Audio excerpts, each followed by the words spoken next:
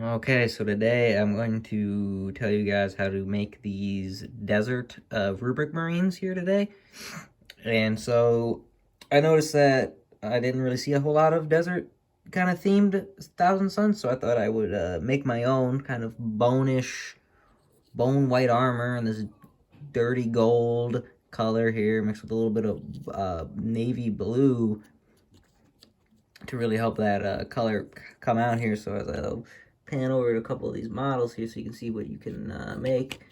These aren't the finest things done, but they are pretty good color scheme wise, I'd like to say, and we'll go over the bases and everything else as well. So first off, you're going to want to start off with a all over base coat of Wraith Bone. I have it in the pot here, or if you have it in the spray, use the spray. And it's much easier, and I would also suggest if you're going to use it from the pot, use a big brush like this here. Nice cheap synthetic brush, nice and easy to use to get all that base coat on it, because you're going to want it covered very nicely here, because we're going to then be using a contrast paint over it, which is a Skeleton Horde, and you're going to want to mix this about 1-to-1 with a contrast medium to help it kind of flow into the cracks and crevices of this armor. As you can see here, now, that's like how it would look normally without much edge highlighting onto it.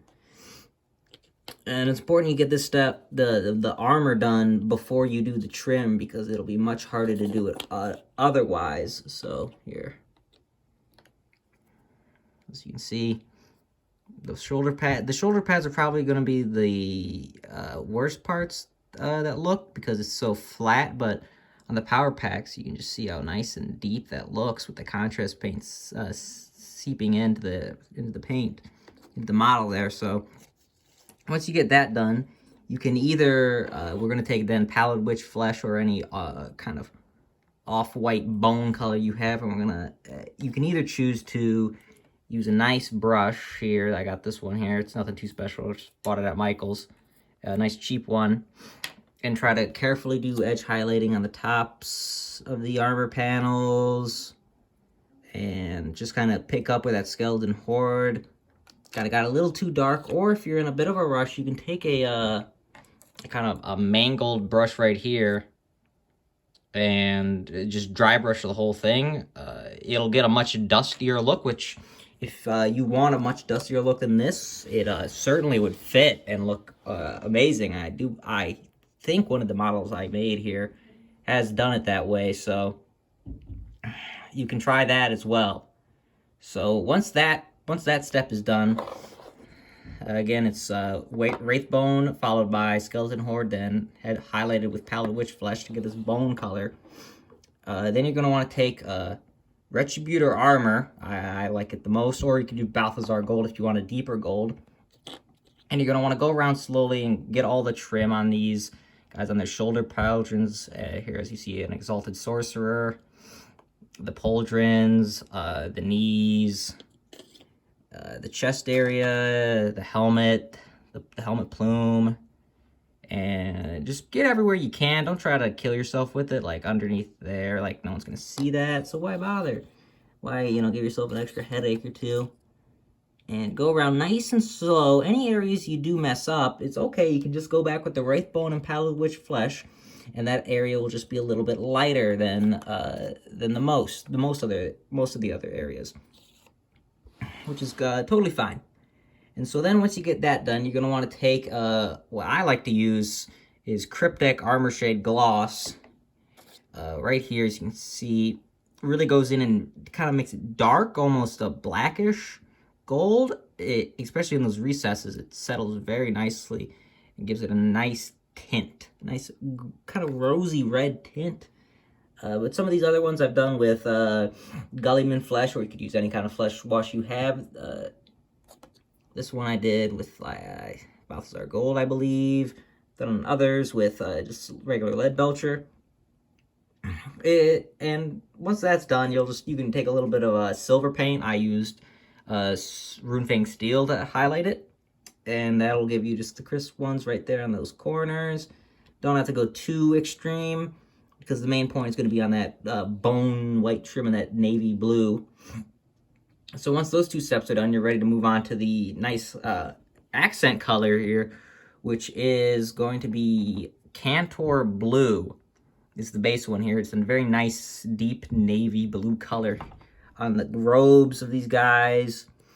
As you see here, the robes, the gems, and also you're going to want to do the stripes on their helmets to match up with everything else. Because I felt like a yellow would have been too bright and would not have mixed well with the color palette we've been using here. So it's very simple. I've also done the engravings on their bolters as well to kind of look it all together. You see here the Soul Reaper cannon is done in that Cantor Blue. And so then once you get that Cantor Blue all nice and stable, you're going to want to take a little bit of a rust gray here. And if you don't have that, you can just mix Cantor Blue with a little bit of a white, and you'll probably get the same result. Just try to lighten it down here. And this one is mainly for a little bit of edge highlighting on the capes here of this expiring sorcerer, your unit's champions, and on the guns, and a little bit on their loincloths, but it didn't go too out of hand with the regular rubric marines. But for the exalted sorcerer and the aspiring sorcerer, I did try to make the cloaks look very realistic, I guess. Though, well, if you paid 1,000 Suns, you'll get used to painting robes because they have so many of them. So you're just going to want to take that and put it in some of the higher areas to make it a little more brighter and break up the blue. Very simple steps. Just kind of try to follow the folds of the cloth and to simulate some texture on it. And once that's done, you can even go you can go one lighter with Fenrisian Gray, but I don't feel it's that necessary to do, especially if you're doing a hero character like this guy. I've done that, but definitely not for your average rubric marine. And then if you have some kind of cloths here, and this one applies to the sorcerer and any vials, you're going to want to take a little bit of red. In this case, I've used Mephiston red, but any kind of red you have will work because it really offsets against that deep blue of the Cantor Blue. So it looks very nice. And any gun parts, you see there the guns of the casings of the bolters, maybe even parts of their power pack if you want. You're going to want to do those in Iron Warriors. I've chosen to do Iron Warriors because I think it's a very nice dark black iron. But if you want, you could always take Lead Belcher and shade it down with Nun Oil, and you'll get about the same result. So those are really the main steps to get these guys down. Just to recap, you're going to want to take Wraithbone, followed by Skeleton Horde, mixed 1-to-1 with Contrast Medium, then highlight it back up with Pallid Witch Flesh, and that's for the armor, so that's very simple. Then you're going to want to take a little bit of Retributor Armor and Cryptek Armor Shade Gloss for the trim of the model. And then for the accent colors on their cloaks and bolters, you're going to want to take Cantor Blue and a little bit of Rust Gray. And for any extra details, Mephiston Red. Now, there's also, with these guys, you can do two different things, I felt. You can use a little bit of Nihilic Oxide, if you remember from last video. We use this on the Hermetic Blade, but you can use it to create a very nice verdigris effect on these dusty, bony 1,000 Suns, as you can see here, to really make it look like this guy's been decaying in the ground of whatever planet he's been in, and was only just found by a sorcerer here, and has been risen up. And alternatively, if you want to give him some more texture and more grit here, see right there, the little strand line right there on the shoulder, especially on the shoulder pad and on the face. Right there in that eye, you're going to want to take Typhus Corrosion, and you're going to want to use a pretty beat-up brush. You don't want to be using a good brush for Typhus Corrosion, so this broken-up, frayed brush is really good for it, because this stuff will ruin your brushes if you do not use it, because it has very fine textures in it. Shake it well, and you can add this very nice, dirty, black streaks of texture on it on this model that added it. Some very interesting effects I feel, are the two main ways you can do with those guys. And if you want, as you can see, to break up the power packs, if you want, you can bring in Warp Lightning. I did it for the Sorcerer and his bolt pistol. But then again, it's up to you if you want to make that to have another color vying for attention. It's completely up to you. And then finally, for the bases, it was actually pretty simple here. As you can see, I kind of made them look like they're standing on these dunes here. And so all I did was I first put some crackle paint onto these bases. I used Mordant Earth for this one, only on about half of the base to get some crackle effects, as you see here. And then I took some spackle and I put it on these bases here, and I took a... you could take a knife, you could take any kind of structure tool for molding, and you can just add some desert lines here to kind of simulate that these guys are on a desert here, and that's just some of the lines that the sands have made.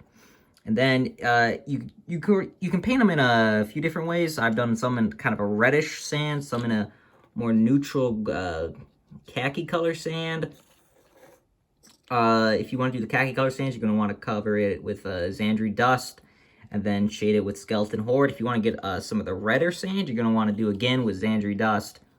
But this time you're going to want to shade it with Gullyman Flesh or Reichland Flesh Shade, and you will get the same exact result. And then just glue them on, and that's... here's a full look at the guys. Once again, these are a Desert Thousand Suns, so I hope you find that useful. Goodbye.